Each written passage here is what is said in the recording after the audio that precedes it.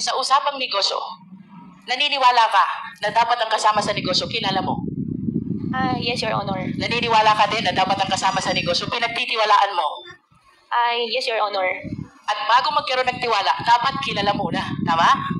Yes, Your Honor. And you will refuse to join any business dealings or business venture kung hindi mo kilala ang mga taong kasama mo. Tama ba? Yes, Your Honor. Napakagaling talaga maglatag ng mga tanong, ganito dapat ang pagtatanong, malumanay lang hindi pasiga.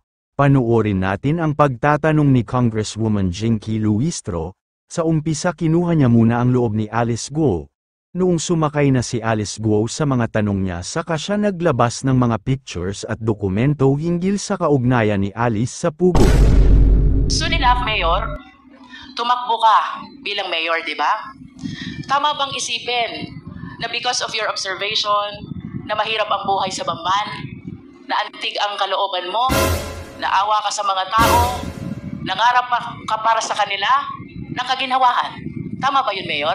Your Honor, that's one of the reason din po.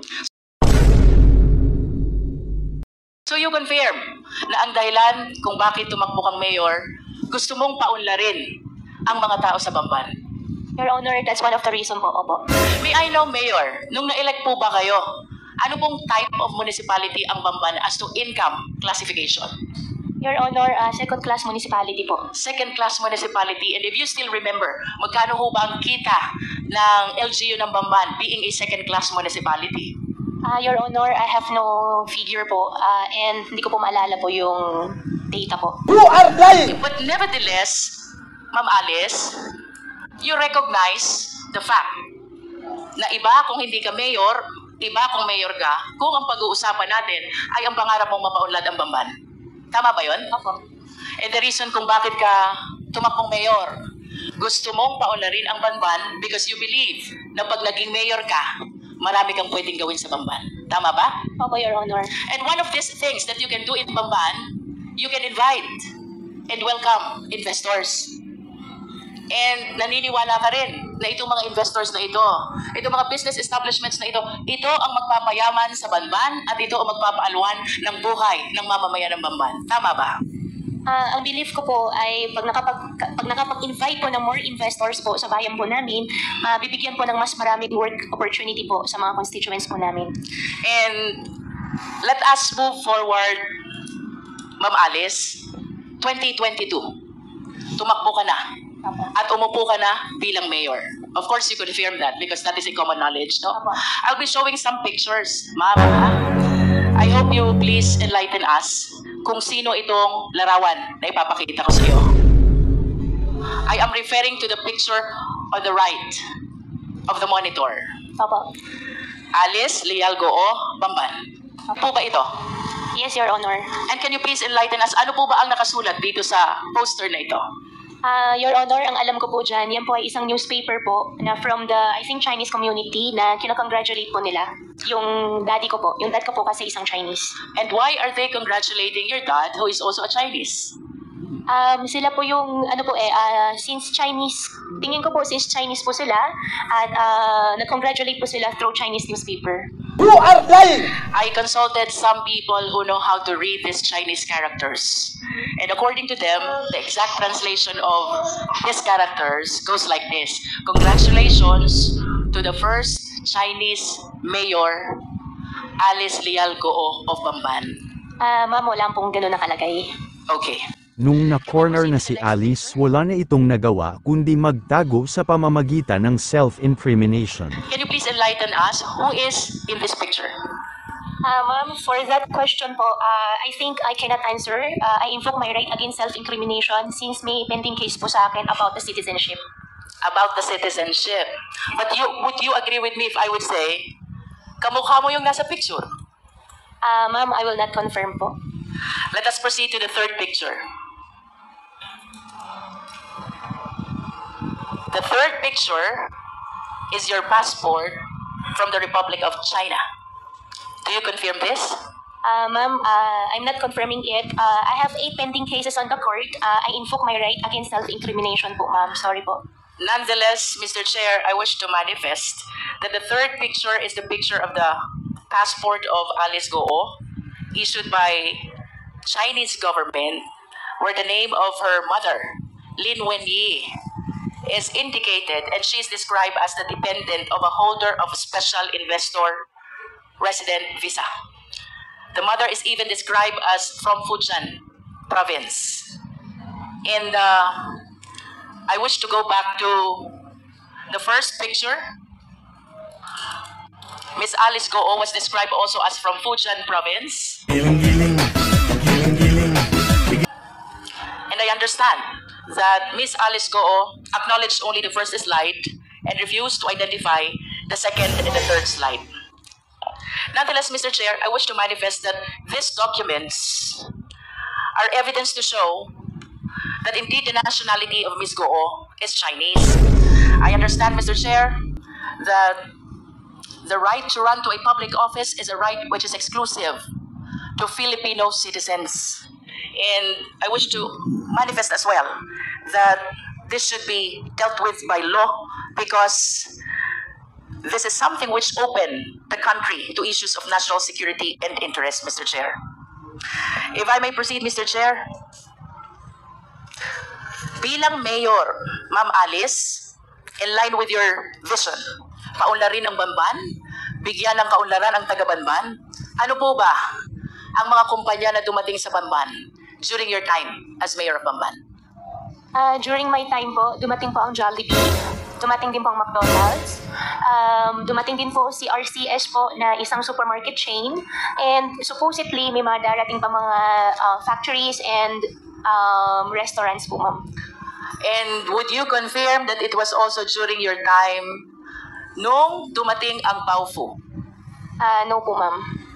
You don't? Ang Baofu ko is not 2022 po, ma'am. But the business permit signed by you shows the date October 25, 2022.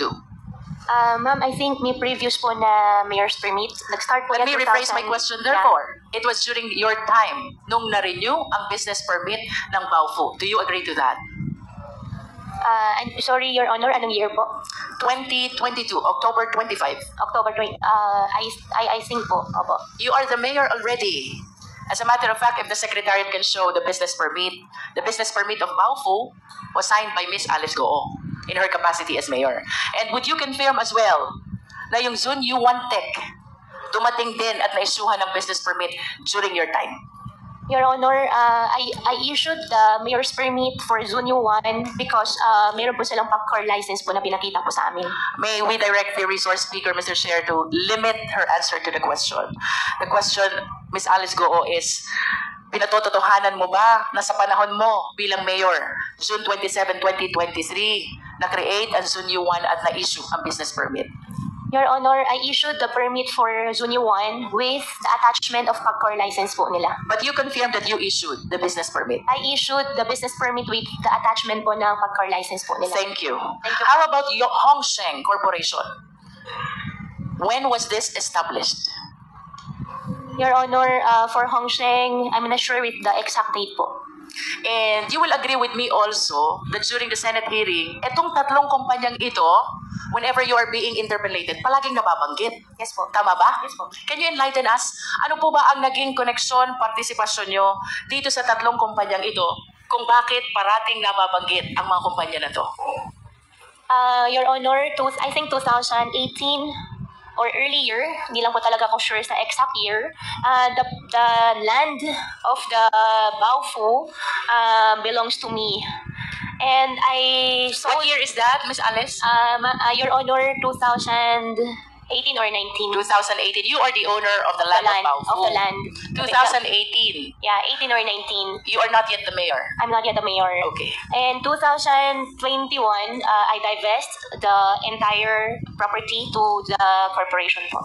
And can you please cite the exact date when you divested yourself of your interest in Baofu? 2021. September 21, 2021. I believe so po, ma'am. And that is 7 days before you filed your certificate of candidacy for mayor of Bamban.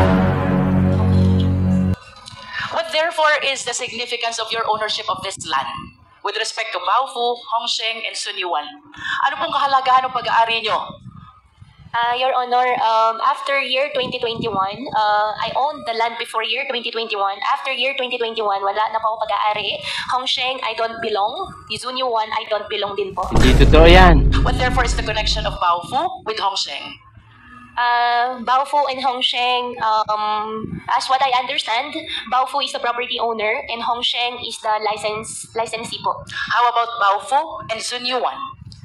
Baofu and Zhuanyuan, I think, if I'm not mistaken, the documents they showed us is Zhuanyuan leased the partial, I think, 3 floors of Baofu. I think we have the contract of it. In other words, Ms. Alice, even the buildings which are erected on the lands are owned by Baofu. Tama ba yun? Your Honor, I think I'm not the right person to answer, but as what I understand po, from the documents we get from Zunyo 1 before, yes po. You mentioned earlier, sometime in 2018 to 2019, ikaw ang may-ari ng lupa. Yes, ma'am. Then sometime thereafter, nilipat mo sa Baofu. We form a company. Ang pinaka-share ko is the property. Ang usapan po namin What is the name of the company? Baofu. Baofu. Yeah. And when the initial plan was housing. However, nung ang usapan ay maglalabas na ako ng in cash, initial agreement was only the property, ang pinaka-share ko. And nung usapan ay maglalabas na ako ng pera, hindi na pa ako pumayag, I divested already. And after that po, hindi ko na po alam. Matagal ka ng negosyante, Alice, tama ba? Your Honor, yes po. And I wish to share the list of the companies owned by Goo family. Secretariat, please. As a matter of fact, based on my research, your family own 11 out of 12 listed companies, no? The significant observation, Miss Alice, ang may-ari ng 11, lahat family members. And I would assume na mas komportable ka na ang kanegosyo mo ay family member. Tama ba yun? Your Honor, yung nakita ko po sa harapan ko po, hindi po lahat sa akin. And then, or sa But your akin. name is listed.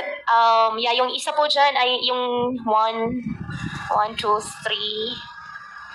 Yung iba po dyan ay hindi po nag-operate.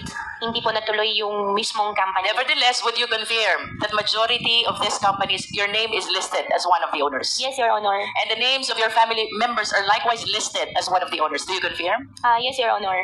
In other words, Miss Alice, sa usapang negosyo, naniniwala ka na dapat ang kasama sa negosyo, kilala mo? Yes, Your Honor. Naniniwala ka din na dapat ang kasama sa negosyo, pinagtitiwalaan mo?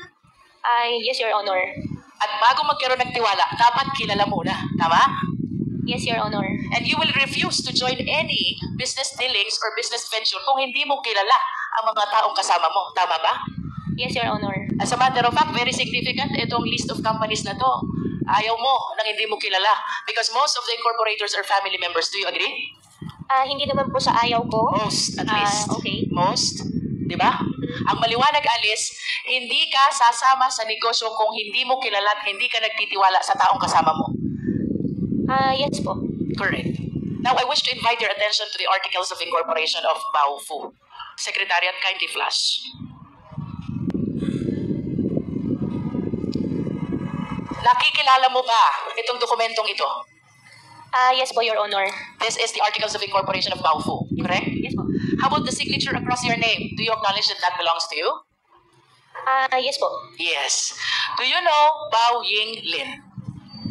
Your Honor, I think for the Baofu, I invoke my right against self-incrimination because I have pending case po with DOJ human trafficking po.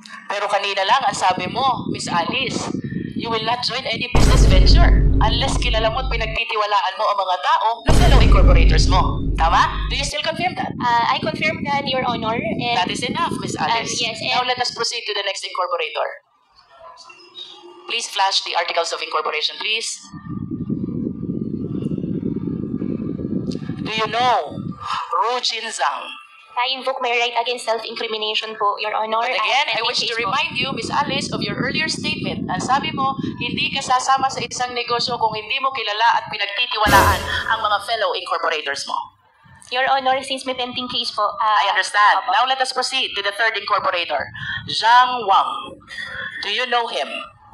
I invoke my right po ulit, Your Honor. For the information of the committee, Mr. Chair, ito pong si Bao Ying Lin fellow incorporator ni Alice Goo sa Baofu Corporation is convicted of 3 billion Singaporean dollar money laundering.